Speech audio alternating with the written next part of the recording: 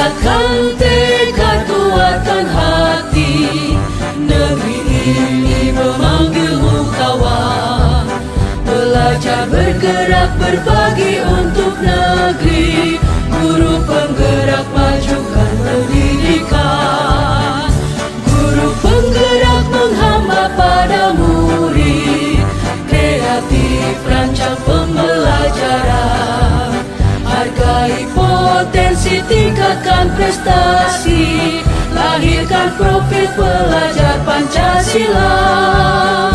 Belajar, bergerak, berbagi untuk negeri. Kita menjalin kolaborasi. Belajar, bergerak, berbagi untuk negeri. Demi bakti pada Ibu Pertiwi.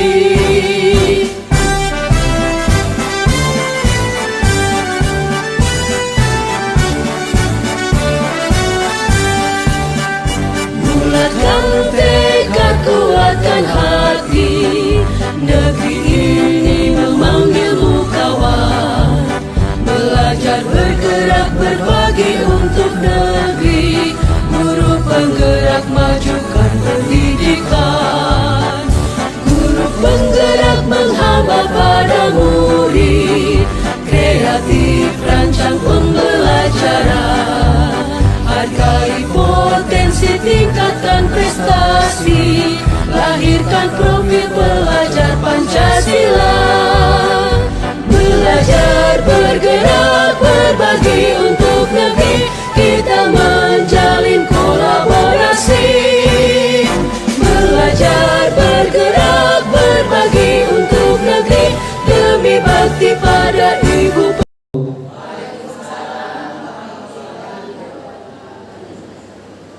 Perkenalkan, nama saya Mardianto SPD, CGP Angkatan 11 Kabupaten Rokan Hilir. Di sini yang pertama sekali saya hormati kepada Bapak Ibu Majelis Guru beserta staf tata usaha yang ada di SMP Negeri 1 Bako Pusako. Selawat beserta salam atas junjungan Nabi besar kita Muhammad Sallallahu Alaihi Wasallam, yang mana kita diberi kesehatan sehingga kita dapat berkumpul mengikuti kegiatan aksi nyata modul 1.4 diseminasi budaya positif di sekolah. Baiklah, di sini untuk kegiatan yang pertama dimulai dengan pembacaan doa yang akan dibacakan oleh Bapak Satria SPDI. Kepada Bapak Satria kami persilakan. Bismillahirrahmanirrahim. Marilah kita buka acara kegiatan pengimbasan diseminasi budaya positif di sekolah ini dengan membacakan doa. Semoga apa yang kita harapkan dalam acara ini dapat berjalan dengan lancar dan dapat ilmu yang bermanfaat dan diberkahi oleh Allah Subhanahu wa Ta'ala. Dan kami bimbing doa ini dengan Islam, dan untuk yang non-muslim untuk bisa menyesuaikan. A'udzu billahi minasyaitonir rajim. Bismillahirrahmanirrahim. Alhamdulillahirabbil alamin hamdan syakirin hamdan na'imin hamdan yafi na'amahu wa yukafi mazidah. Ya Rabbana lakal hamdu kama yanbaghi li jalali wajhikal karim wa 'azim sultanik. Walhamdulillahirabbil alamin. Ya Allah, yang Tuhan yang Maha Kuasa, kami bersyukur atas kesempatan ini untuk berkumpul dalam acara kegiatan pengimbasan diseminasi budaya positif di sekolah ini. Ya Allah, senantiasa ya Allah mengiringi langkah-langkah kami. Kami mohon ya Allah keberkahan-Mu dalam acara ini. Bimbinglah kami dalam setiap tindakan dan keputusan, agar acara ini menjadi berkat bagi semua. Berikan berikanlah hikmah dan ilmu yang bermanfaat untuk semua yang hadir di sini. Ya Allah, Tuhan yang Maha Bijaksana, kami berharap agar acara ini sukses dan bermakna. Buatlah suasana yang kondusif bagi pembelajaran dan berikanlah pemahaman yang mendalam kepada peserta.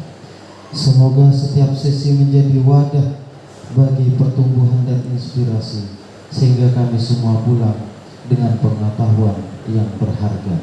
Rabbana zalamna anfusana wa illam taghfir lana wa tarhamna lanakunanna minal khasirin. Rabbana taqabbal minna innaka antas sami'ul alim wa tub 'alaina innaka antat tawwabur rahim. Rabbana atina fid dunya hasanah wa fil akhirati hasanah wa qina 'adzabannar. Walhamdulillahi rabbil alamin.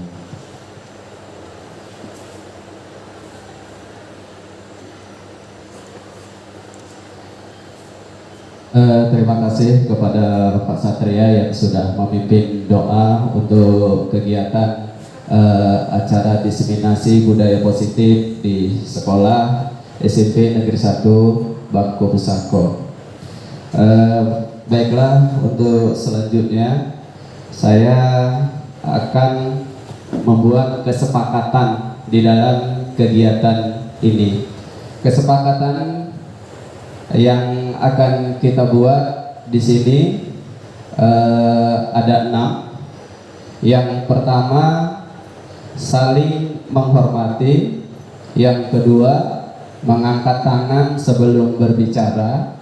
Yang ketiga, mendengarkan dengan baik saat orang lain berbicara.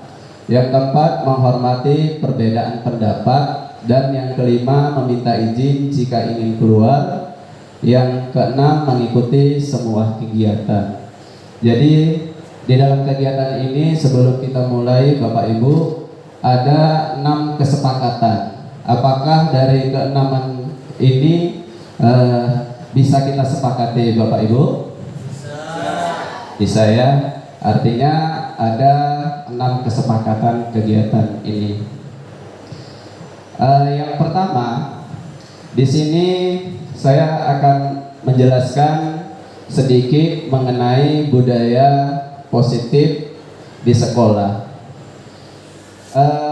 Budaya positif yang ada di sekolah adalah yang paling utama sekali adalah nilai, keyakinan dan kebiasaan di sekolah yang berpihak pada murid agar murid dapat berkembang menjadi pribadi yang kritis, penuh hormat dan bertanggung jawab. Sekolah sebagai institusi masalah pembentukan karakter pada anak menjadi peluang bagi sekolah, yang terutama sekali pada guru, yang terutama sekali. Karena apa? Kita sebagai pendidik dalam membangun budaya positif yang ada di sekolah kita, itu yang pertama sekali. Karena sekolah kita ini adalah salah satu menjadi idealnya tempat yang aman dan nyaman bagi murid. Jadi bagaimana murid yang ada di sekolah kita ini terasa aman. Jadi mereka itu memang benar-benar di lingkungan sekolah kita ini memang betul-betul dia merasa aman. Mereka ini mulai dari pagi sampai menjelang pulang, mereka ini betah di sekolah kita. Itu yang paling utama sekali. Tetapi kalau dia sudah tidak merasa aman lagi, kemungkinan dia banyak sekali yang tidak diinginkan. Terutama mungkin terjadinya adanya tidak masuk sekolah karena lingkungannya itu tidak nyaman bagi peserta didik, gitu. Karena apa? Hal ini sejalan dengan adanya filosofi pemikiran Ki Hajar Dewantara yang mengatakan bahwa pembelajaran adalah menuntun murid sesuai dengan kodrat alam dan zamannya, agar mereka memperoleh kebahagiaan dan keselamatan yang setinggi-tingginya, baik sebagai individu maupun sebagai warga masyarakat. Jadi di sini kalau kita lihat dari perkembangan zaman dulu dengan zaman sekarang sudah banyak sekali perbedaan-perbedaan yang kita jumpai. Kalau pada zaman dulu itu mereka mungkin hanya masih mengandalkan berupa kertas misalnya, udah itu dengan mengandalkan apalagi ya. Kalau sekarang ini kalau sudah zaman kita ini kan zaman yang sudah modern, tapi zaman yang semuanya itu sudah menggunakan alat-alat teknologi. Itu adalah salah satu tujuan untuk memajukan anak didik. Itu yang paling utama sekali. Karena apa? Kalau kita lihat dengan kodrat alam dan zamannya itu kan agar mereka ini memperoleh kebahagiaan dan keselamatan yang setinggi-tingginya, itu yang paling utama sekali. Selanjutnya kita lihat di sini ada beberapa konsep inti di dalam perwujudan budaya positif. Dia ada 6. Yang pertama masalah disiplin positif. Yang kedua motivasi perilaku manusia, dan yang ketiga kebutuhan dasar. Yang keempat posisi kontrol, yang kelima keyakinan kelas, dan yang keenam segitiga restitusi. Dari keenam ini nanti kita paparkan satu persatu. Yang pertama kita lihat disiplin positif. Disiplin positif ini adalah pendekatan mendidik murid untuk melakukan kontrol diri dan mencapai kepercayaan diri sehingga mampu menciptakan murid yang merdeka di dalam pembelajaran. Itu yang dikatakan di dalam disiplin positif. Marilah kita membahas tentang disiplin positif, karena unsur yang paling utama sekali itu bisa terwujudnya budaya positif. Kata disiplin itu juga bisa sering dihubungkan dengan kata-kata hukuman. Padahal itu sungguh berbeda, karena dengan adanya memberi hukuman itu justru itu adalah salah satu alternatif terakhir kalau kita tidak perlu digunakan sama sekali. Karena apa? Dalam budaya kita ini makna kata disiplin itu dimaknai dengan menjadi suatu yang dilakukan seorang pada orang lain untuk mendapatkan adanya sebuah kepatuhan. Yang kedua, kita bisa melihat di dalam motivasi perilaku manusia. Motivasi perilaku manusia itu alasan yang mendasari sikap dan perilaku manusia. Itu yang terdapat dalam Dian Gerson dalam buku Instructuring in School Discipline, menyatakan ada 3 di dalam motivasi perilaku manusia. Jadi ketiga ini, yang pertama untuk menghindari ketidaknyamanan ataupun hukuman. Yang kedua bisa untuk mendapatkan imbalan atau penghargaan dari orang lain. Yang ketiga untuk menjadi orang yang mereka inginkan dan menghargai diri sendiri dengan nilai yang mereka percaya. Jadi sebenarnya perilaku manusia ini bagaimana kita supaya untuk menghindari ketidaknyamanan ataupun hukuman tersebut, ataupun kita tidak bisa mendapatkan adanya berupa imbalan ataupun penghargaan dari orang lain. Yang selanjutnya, yang pertama, untuk menghindari ketidaknyamanan ataupun hukuman. Apa itu kira-kira untuk menghindari ketidaknyamanan ataupun berupa hukuman? Misalnya saja dari tingkat yang terendah dari motivasi pada perilaku manusia itu biasanya orang memotivasi perilakunya untuk menghindari hukuman ataupun ketidaknyamanan. Akan bertanya, kira-kira apa yang akan terjadi apabila saya tidak melakukannya? Sebenarnya mereka sedang menghindari adanya suatu permasalahan yang mungkin muncul dan berpengaruh pada mereka. Baik itu dia secara fisik, secara psikologis, maupun tidak penuhnya kebutuhan mereka. Bila mereka tidak melakukan tindakan tersebut, maka motivasi ini bersifat secara eksternal. Yang kedua, di sini untuk mendapatkan imbalan ataupun penghargaan kepada orang lain.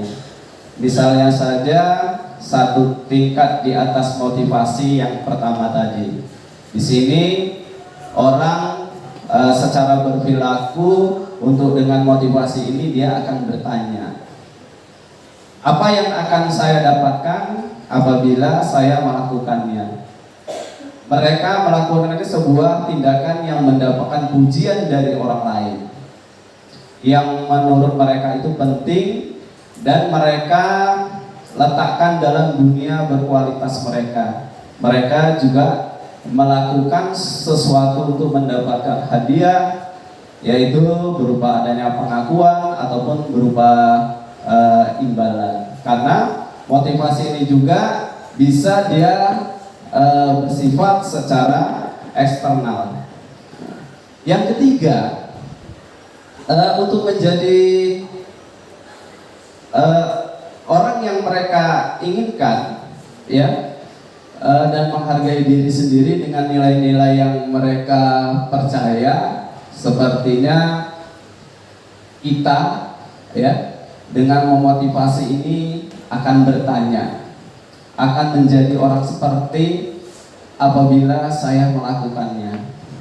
Mereka melakukan sesuatu karena nilai mereka ingin dan dihargainya.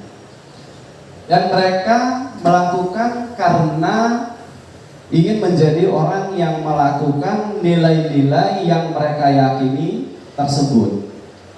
Ini adalah salah satu motivasi yang membuat seseorang yang memiliki disiplin secara positif. Jadi mereka ini mempunyai motivasi secara keperlakuannya ini bersifat internal tetapi bukan secara eksternal. Yang ketiga, kebutuhan dasar manusianya.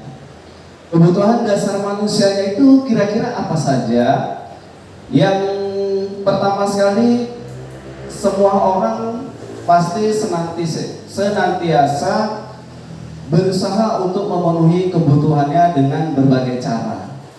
Bila mereka tidak mendapatkan kebutuhannya dengan cara yang positif, mereka bisa melanggar peraturan ataupun melakukan hal-hal yang tidak sesuai dengan nilai-nilai kebajikan. Beliau menyatakan bahwa kapasitas untuk berubah ada di dalam diri kita. Jika kita dapat mengidentifikasi kebutuhan apa yang mendorong perilaku kita, maka perubahan perilaku positif dapat dimulai dengan cara yang positif.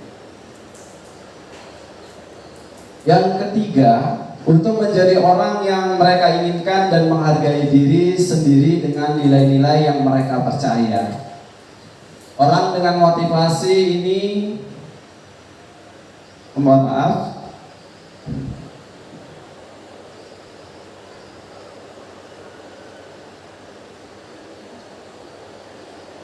semua orang senantiasa berusaha untuk memenuhi kebutuhannya dengan berbagai cara. Bila mereka tidak bisa mendapatkan kebutuhannya dengan cara yang positif, mereka bisa melanggar peraturan atau yang melakukan hal-hal yang tidak sesuai dengan nilai-nilai kebajikan. Beliau menyatakan bahwa kapasitas untuk berubah ada di dalam diri kita. Jika kita dapat mengidentifikasi kebutuhan apa yang mendorong perilaku kita, maka perubahan perilaku secara positif dapat dimulai dengan mencari solusi untuk memenuhi kebutuhan tertentu dengan cara yang secara positif. Selanjutnya, Kebutuhan dasar manusia ini ada 5. Yang pertama, kebutuhan bertahan hidup. Yang kedua, kasih sayang dan rasa diterima, atau bisa disebut dengan kebutuhan untuk diterima. Yang selanjutnya, kekuasaan dan penguasaan, atau kebutuhan pengakuan atas kemampuan. Yang selanjutnya, kebebasan, artinya kebutuhan akan dipilihkan untuk secara bebas. Yang kelima, kesenangan, kebutuhan untuk merasa senang.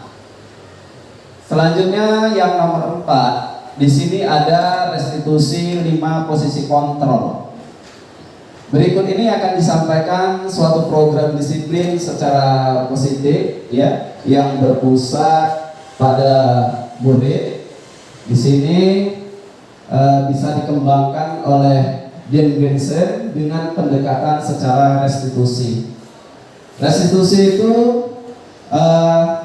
yang disebut dengan 5 posisi kontrol, ya, untuk mengemukakan bahwa guru perlu meninjau kembali di dalam penerapan secara disiplin di dalam ruang kelas mereka selama ini, apakah telah secara efektif, apakah berpusat memerdekakan dan mendirikan murid.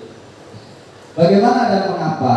Melalui serangkaian riset yang berdasarkan pada teori kontrol, Dr. William Glasser berkesimpulan ada 5 posisi kontrol yang diterapkan seorang guru, seorang orang tua ataupun atasan dalam melakukan kontrol. Dari kelima posisi kontrol tersebut antara lain sebagai berikut.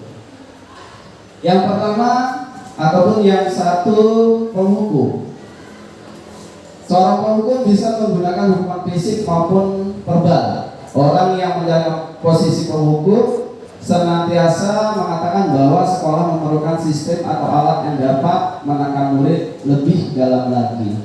Nanti di sini kita bisa lihat di dalam restitusi nanti. Yang kedua, pembuat rasa bersalah. Seorang pembuat rasa bersalah itu akan berbicara dengan nada yang tenang, cenderung lemah, lembut, namun kata-kata yang diutarakan cenderung membuat murid menjadi orang yang gagal, memandang buruk dirinya sendiri, merasa tidak berharga dan tidak sanggup membahagiakan orang lain. Jadi kita ini sebagai seorang guru, kadang kita tanpa sengaja, kadang kita memarahi seorang anak dengan nada yang begitu keras, itu sebenarnya tidak boleh. Ya, kita hanya memberikan adanya dengan nada seperti biasa saja lah. Karena kalau kita dengan nada yang agak tinggi, mungkin si anak ini nanti dia ada rasa yang tidak enak. Artinya apa? Mungkin dia merasa bersalah. Nanti saya kasih contoh di dalam restitusi nanti. Yang selanjutnya, teman. Yang ketiga, di dalam posisi teman ini guru akan berbicara dengan nada ramah, akrab, cenderung bersanda gurau untuk menjaga agar suasana tetap santai. Murid akan merasa tenang, aman dan akrab dengan guru. Ya, identitas yang tercipta adalah identitas sukses dan berhasil. Namun karena ini adalah dorongan eksternal, maka ada faktor ketergantungan dari murid pada orang tertentu, sehingga bisa terjadi lain kesempatan murid hanya berlaku baik pada orang-orang tertentu saja. Murid juga tidak bisa mandiri dan tidak bisa berpikir untuk diri sendiri. Itu kalau pada posisi restitusi 5 kontrol yang terdapat pada teman. Yang keempat, pemantau. Pemantau ini mungkin nanti bisa mengandalkan data ataupun sebuah penghitungan untuk mengontrol seorang murid. Jadi kita sebagai guru ini kita hanya bisa mengarahkan saja, karena berdasarkan aturan dan konsekuensi yang kita buat. Karena kita seorang pemantau akan bersuara datar, tidak secara emosional. Tidak bersanda gurau ataupun menggunakan suara tinggi, karena posisi kita ini akan menciptakan identitas secara positif atau secara berhasil. Namun guru harus selalu juga memantau akan sanksi yang sudah diberikan. Dampaknya murid akan senantiasa menghitung konsekuensi dan hadiah tanpa memahami sepenuhnya nilai kebajikan yang dituju. Hal ini juga membuat murid yang tidak sepenuhnya mandiri. Jadi sebenarnya kita ini seorang guru ini adalah pemantau. Jadi kita wajib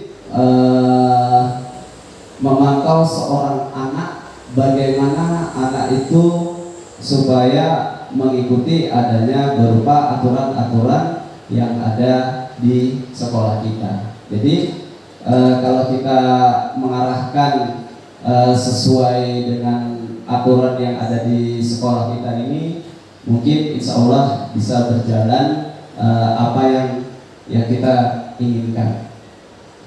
Selanjutnya, yang kelima adalah manajer. Posisi manajer ini adalah posisi kontrol yang disarankan, karena kita untuk membimbing murid karena memiliki sikap secara disiplin yang positif.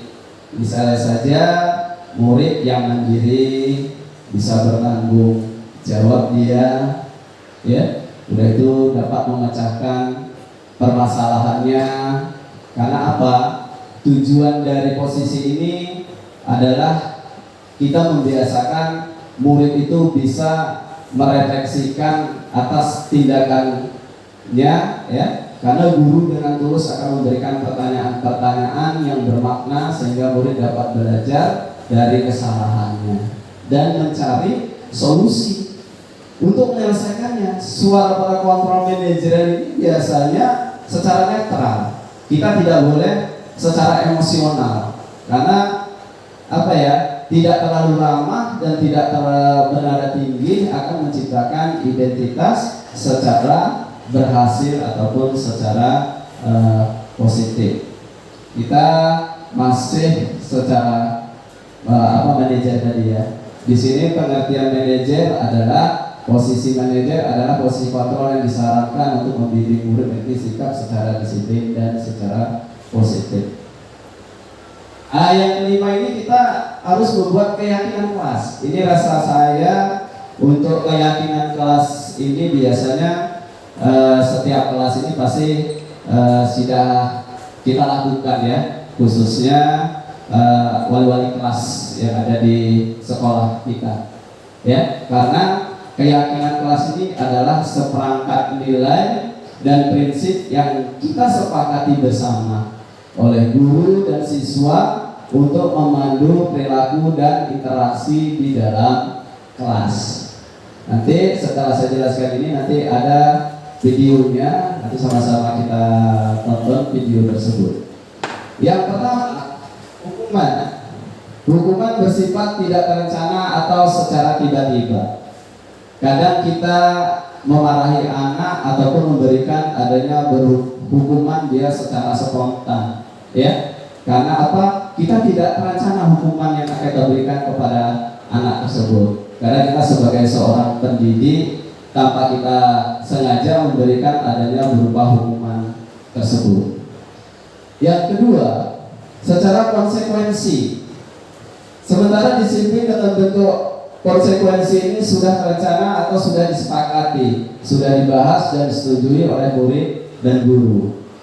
Mengapa di dalam konsekuensi ini harus diterima oleh murid? Karena dia sebenarnya sudah tahu kalau dia melanggar aturan, dia pasti akan kena adanya sanksi yang sudah disepakati bersama di dalam kelas, ya. Jadi tetapi kadang anak-anak kita ini mungkin mereka lupa, ya.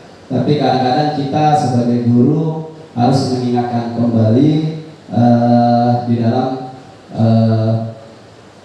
kesepakatan tersebut.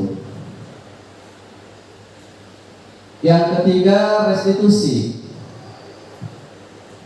Restitusi adalah proses menciptakan kondisi bagi murid untuk memperbaiki kesalahan mereka sehingga mereka bisa kembali pada kelompoknya mereka. Karena apa?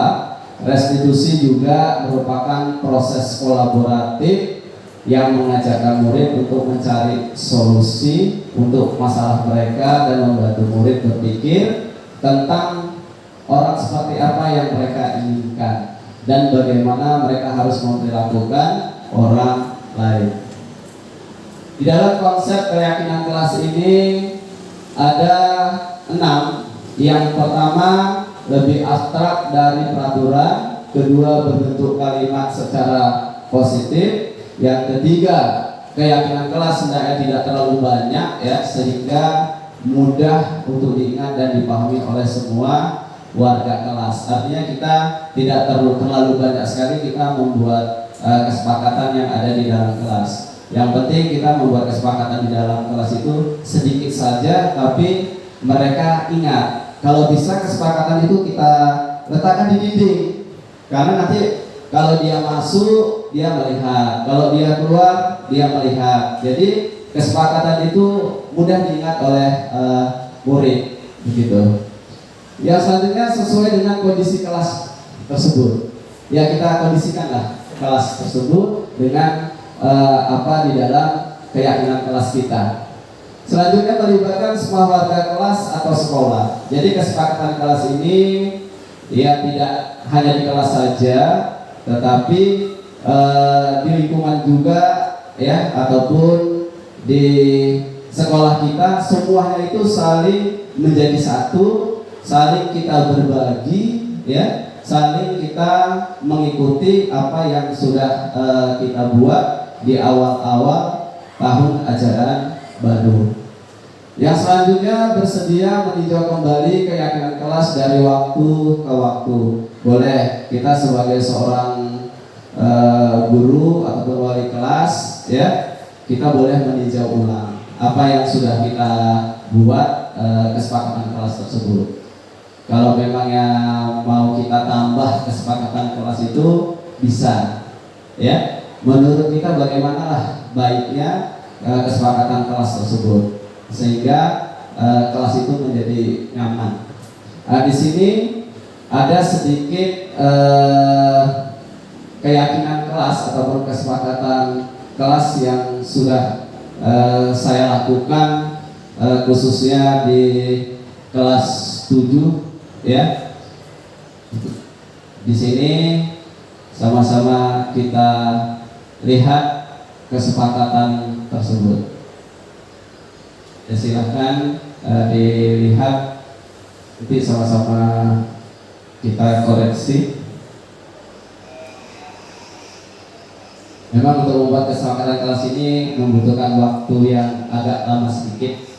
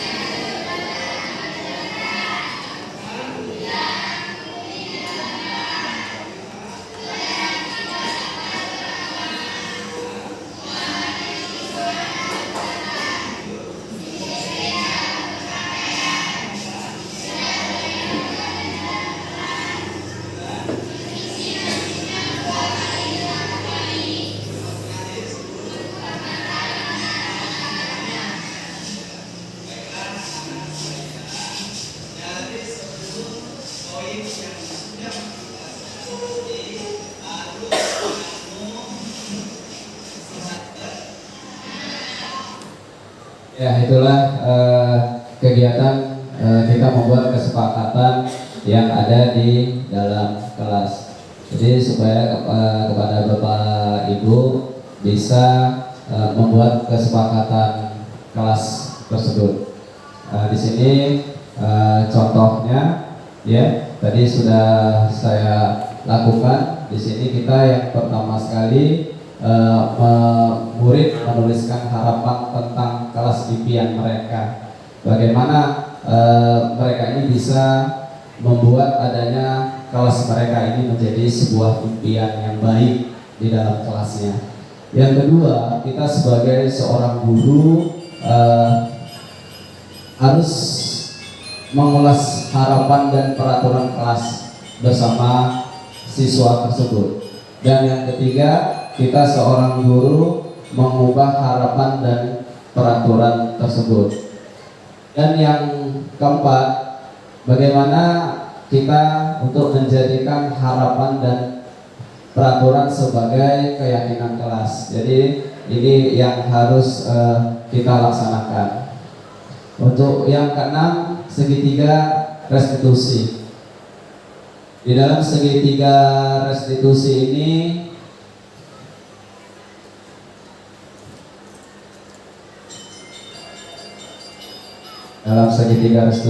kita harus lihat dulu. Yang pertama, validasi tindakan yang salah. Kamu tentunya punya alasan mengapa melakukan itu. Selanjutnya, adakah cara yang lebih efektif untuk mendapatkan apa yang kamu butuhkan? Udah itu, menanyakan keyakinan kelas apa yang telah kita sepakati. Kamu ingin menjadi orang seperti apa? Dan yang ketiga, menstabilkan secara identitas. Setiap orang pasti pernah melakukan kesalahan. Selanjutnya, kamu bukan satu-satunya orang yang pernah melakukan ini. Artinya, kita sebagai seorang guru saja pernah melakukan kesalahan. Tetapi kesalahan yang kita berbuat itu mungkin kesalahan yang benar-benar nantinya bisa kita perbaiki, supaya ke depannya itu kita tidak melakukan kesalahan tersebut. Begitu juga pada muridnya. Murid pun begitu juga. Apa yang selama ini mereka lakukan itu sebenarnya mereka ini sudah tahu apa resikonya. Tetapi kadang-kadang yang namanya murid ini kita dia secara spontan aja berbuat seperti itu. Padahal dia sudah tahu apa yang sudah mereka lakukan, tetapi nanti mereka harus mengakui konsekuensinya apa yang kita buat kepada murid tersebut. Bagaimana nanti kita mencari jalan solusinya? Jadi di sini tadi sudah saya sebutkan di dalam segitiga restitusi, ya, sudah tidak saya jelaskan lagi tadi sudah saya jelaskan di dalam segitiga restitusi. Sebenarnya Bapak Ibu sudah pernah tidak melakukan adanya segitiga restitusi dengan siswa itu? Saya bertanya kepada Bapak Ibu, pernah tidak melakukan segitiga restitusi untuk di dalam suatu permasalahan? Kira-kira Pak Jijan pernah tidak Pak Jijan melakukan segitiga restitusi itu, Pak?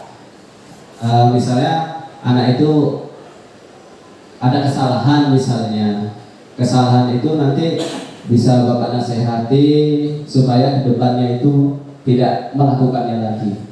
Pernah mungkin ya Pak ya, mungkin Bapak tidak ingat melakukannya itu. Padahal apa yang kita buat selama itu sebenarnya sudah kita lakukan, tetapi tanpa kita sengaja sebenarnya. Jadi kita lihat di sini ada contohnya Pak, untuk segitiga restitusi kita melakukan adanya perbaikan kepada anak tersebut.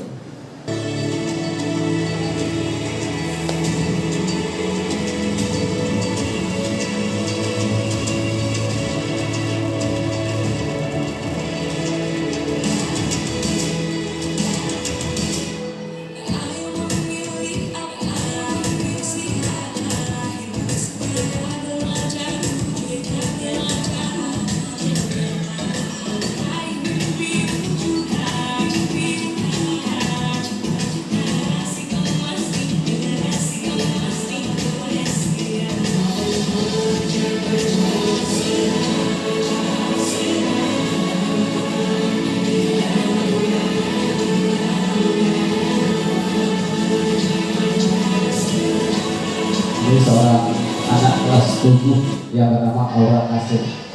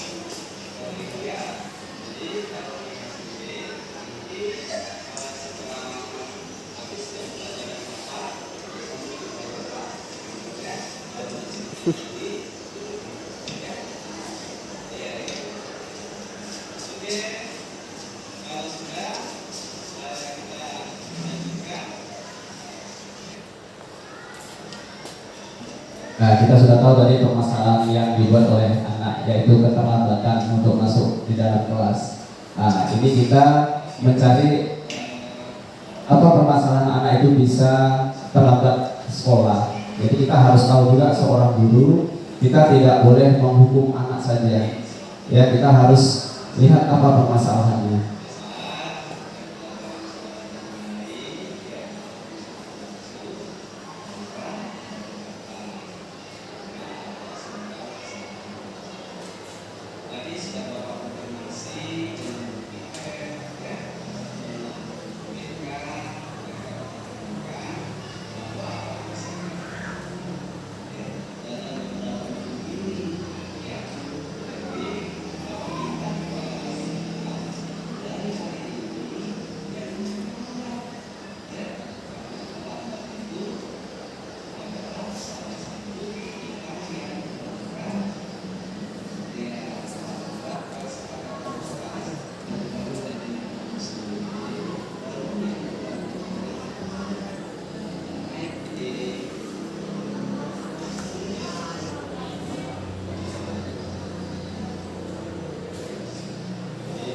Setelah kita sudah melakukan pemanggilan anak, sudah kita memberikan adanya nasihat, ya Bapak Ibu, kita harus meminta refleksi kepada anak itu, apa yang mereka dapatkan setelah kita memberikan adanya berupa nasihat, sehingga nanti apa yang sudah kita berikan nasihat tersebut nanti diingat sama dia. Jadi mereka ini tidak pernah mengulangnya kembali lagi, karena kita sudah membuat catatan tersendiri bagi anak tersebut, ya.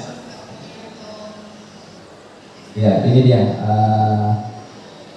anak yang sudah kita beri nasihat, si Aura Kasih tadi, karena dia sudah mengakui kesalahannya karena terlambat. Jadi setelah sudah kita berikan masukan, banyak sekali mungkin tidurnya terlalu malam, sehingga mereka bisa terlambat seperti itu. Ya. Untuk selanjutnya, tadi contoh sudah. Ini kita bisa mengambil kesimpulan, ya, di dalam proses menciptakan kondisi bagi murid untuk memperbaiki kesalahan mereka, sehingga mereka bisa kembali pada kelompok dengan karakter yang lebih kuat. Guru akan menanggapi dengan mengajak murid, ya, berefleksi tentang apa yang dapat mereka lakukan untuk memperbaiki kesalahan mereka, sehingga mereka menjadi pribadi yang lebih baik dan menghargai dirinya sendiri. Nah, ini tadi yang sudah saya tuliskan. Baiklah, kepada Bapak Ibu, mungkin ada pertanyaan apa yang sudah saya jelaskan tadi. Ada yang mau bertanya? Nah, ya, silakan Bu Nurul.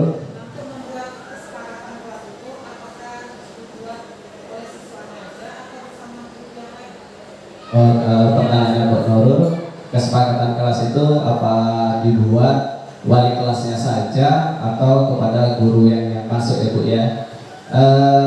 sebaiknya Bu, kalau kesepakatan kelas itu kita buat, wali kelasnya juga harus membuat kesepakatan kelas, dan guru yang masuk juga harus membuat kesepakatan kelas. Artinya dua-duanya boleh Bu, tidak dibatasi. Artinya kalau kita buat kesepakatan kelas, selain dari wali kelas, guru-guru itu malah lebih bagus. Artinya siswa ini nanti banyak yang harus mereka ikutin di dalam kesepakatan itu. Artinya bagaimana suasana di kelas itu menjadi nyaman lah, jadi tentram, supaya tidak ada permasalahan-permasalahan yang ada di dalam kelas tersebut. Mungkin itu Bu, lebih baik semuanya bisa Bu. Kita kan kalau untuk tingkat SMP mungkin ada 11 mata pelajaran, boleh ke-11-nya itu membuat kesepakatan kelas masing-masing.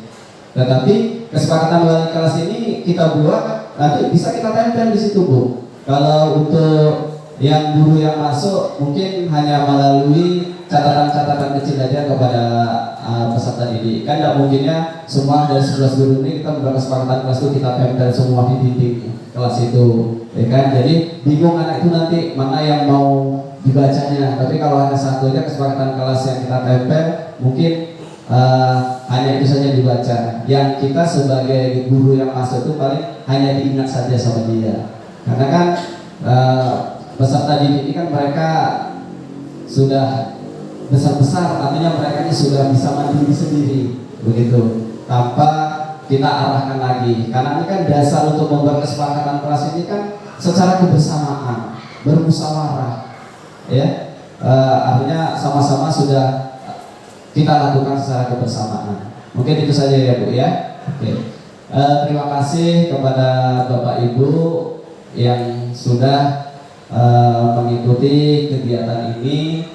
Kalau memangnya ada tutur ucapan saya ada kesalahan ataupun kurang berkenan kepada Bapak Ibu, saya mohon maaf. Karena yang namanya kita manusia ini pasti ada kekeliruan, ada kesalahan.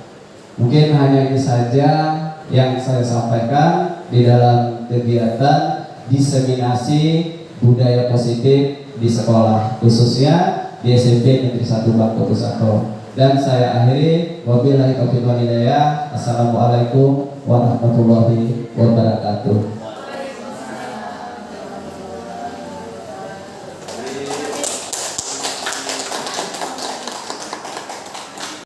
Apa yang sudah Ibu dapatkan tadi setelah kita sama-sama sudah mempelajari masalah diseminasi disiplin positif yang ada di dalam kegiatan tadi. Kira-kira apa Bu? Mau dipersilahkan Bu. Terima kasih kepada Pak Wandi. Mungkin yang saya dapat dari seminasi budaya positif di SMP ini, mungkin yang pertama ada saya juga dipaham mengenai restitusi, ada 5 posisi kontrol, terus tentang keyakinan kelas. Bahwasanya memang setiap guru itu harus memiliki kesepakatan kelas masing-masing. Itu aja mungkin Pak. Terima kasih. Terima kasih kepada Bu Aina sudah melakukan adanya refleksi di dalam kegiatan ini. Terima kasih Bu. Warahmatullahi wabarakatuh.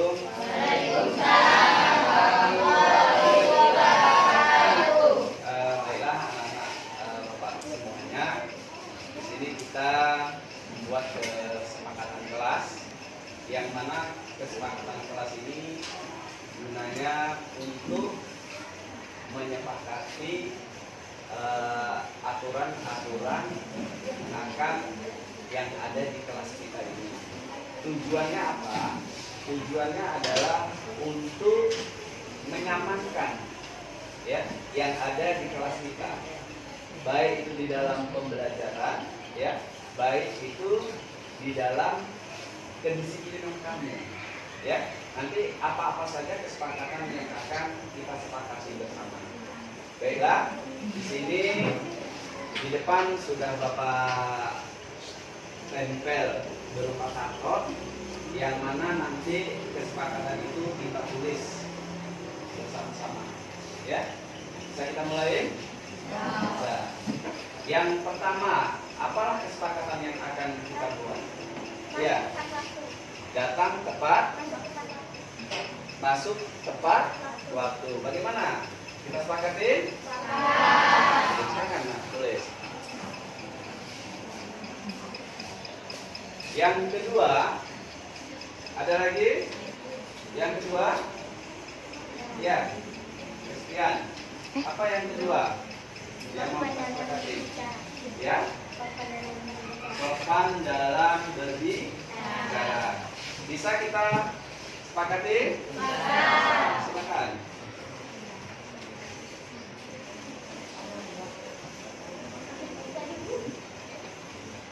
Masih ada lagi? Ya, gila. Apa nak? Memperhatikan guru di saat menjelaskan. Ya, silakan.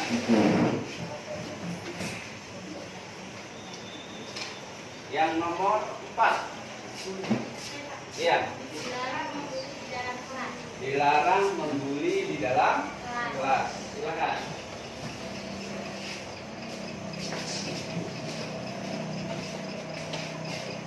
Masih ada lagi? Iya.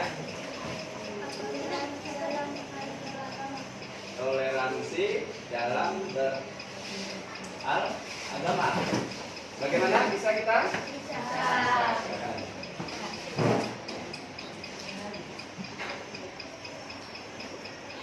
Masih ada lagi? Iya, iya. Menghormati guru di saat menjelaskan. Bagaimana bisa kita buat?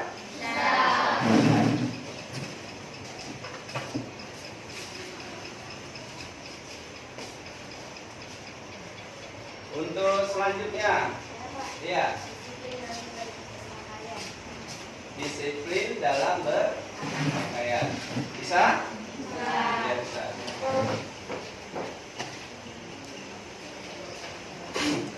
Untuk selanjutnya, masih ada lagi? Ya.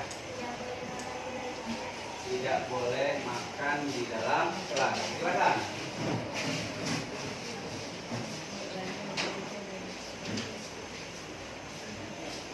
Masih ada lagi? Ya. Permisi minimal 2 kali. Silakan.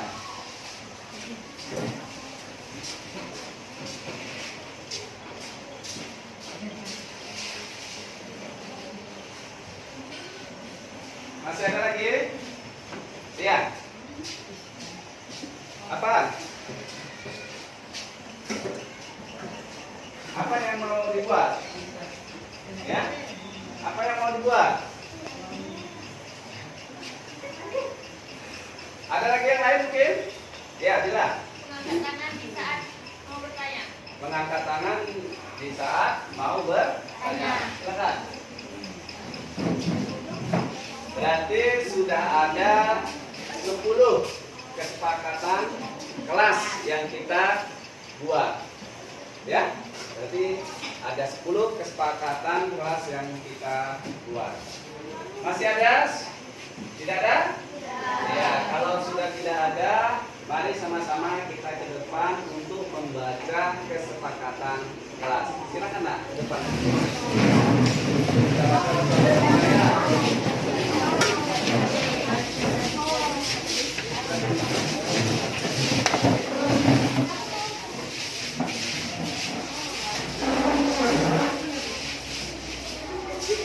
Ya, sama-sama kita baca ya kesepakatan kelas ya. Nomor 1. Nomor 2. Nomor 3. Nomor 4.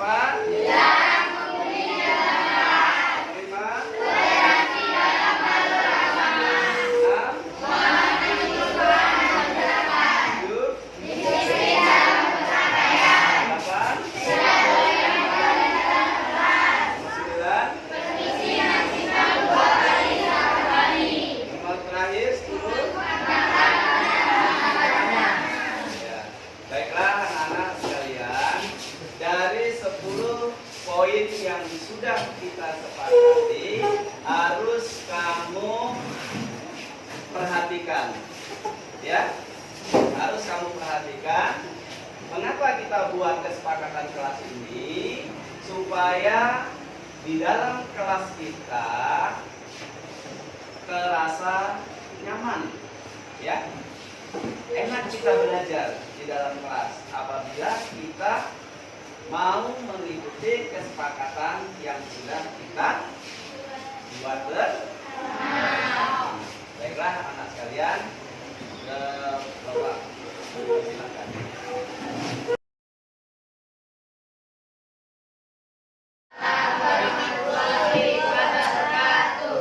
Baiklah anak-anak, pada pagi hari ini sebelum kita belajar, ya,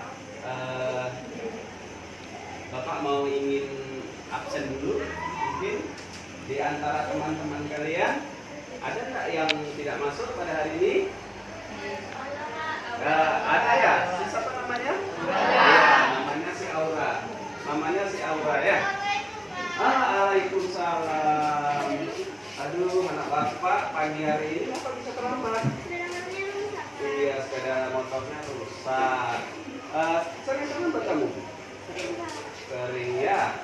Jadi kalau memangnya sering, nanti setelah habis jam pelajaran bapak, nanti kamu jumpai bapak di kantor ya. Untuk sementara ini duduk dulu, ya. Iya. Oke. Kalau sudah kita lanjutkan. Waalaikumsalam. Ya, Aura, silakan duduk. Sudah tahu kan? Bapak panggil ke sini tadi? Iya, sudah. Apa kesalahannya? Iya, karena terlambat. Tadi sewaktu jam pertama Bapak masuk ke dalam kelas. Di saat jam pelajaran sudah dimulai, ya, ataupun sudah berlangsung, Aura baru datang. Artinya Aura sudah tahu kesalahan Aura. Tadi sudah Bapak konfirmasi dengan guru piket, ya, ataupun dengan guru BK. Mereka Bapak tanyakan bahwa Aura sering datang terlambat, ya, dalam beberapa minggu ini, ya. Jadi Bapak minta kepada Aura mulai hari ini jangan lagi terlambat, ya, karena terlambat itu adalah salah satu kita yang melanggar, ya, peraturan sekolah ataupun peraturan kelas yang sudah sama-sama kita sepakati, ya. Alasan Aura terlambat apa? Bapak ini tahu alasannya? Ya, yang pertama bangun kesiangan, yang kedua rumahnya jauh. Jadi artinya Aura harus tahu juga kalau jarak rumah Aura ke sekolah ini jauh, Aura harus bisa melihat kira-kira sampai ke sekolah jam berapa, ya. Kalau misalnya ada sekitar 1 jaman ataupun 2 jaman dari rumah ke sekolah, Aura harus lebih cepat berangkatnya, ya, harus lebih cepat berangkatnya supaya tidak terlambat lagi ke sekolah, ya. Artinya Aura sudah melanggar kesepakatan kelas, ya. Kalau sudah melanggar kesepakatan kelas, kira-kira Aura mau nggak memperbaikinya mulai besok? Mau ya? Yang pertama apa yang harus Aura perbaiki? Ya, yang pertama tidur lebih awal. Yang kedua?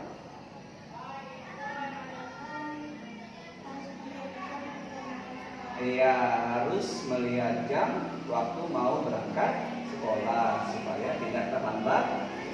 Ya, supaya tidak terlambat ke sekolah lagi. Ya. Ya, jadi kalau memangnya sudah ada kamu keinginan untuk merubah pada diri kamu sendiri, tolong yang 2 ini Aura laksanakan, ya. Karena apa? Karena kalau tidak dirubah, ini nanti yang rugi pada ya, yang rugi pada Aura sendiri. Kalau datangnya terlambat, ya. Yang kedua, nanti di saat jam pelajaran sudah berlangsung, Aura datang, nanti temannya lain itu merasa terganggu di saat jam belajar, ya. Mau berjanji kan Aura kan? Apa janjinya? Nah, janjinya Aura tidak akan mengulangi lagi, ya. Mungkin hanya itu saja yang Bapak sampaikan kepada Aura. Apa yang Bapak sampaikan harus Aura laksanakan, ya. Ini nanti Aura masuk ke kelas, ya. Nanti komisi dengan ibu yang masuk, ya, bahwa Aura dipanggil sama Bapak. Pas kebetulan Bapak wali kelasnya, ya. Nanti kami sampaikan sama guru yang masuk, ya. Ya itu saja Aura, ya. Terima kasih.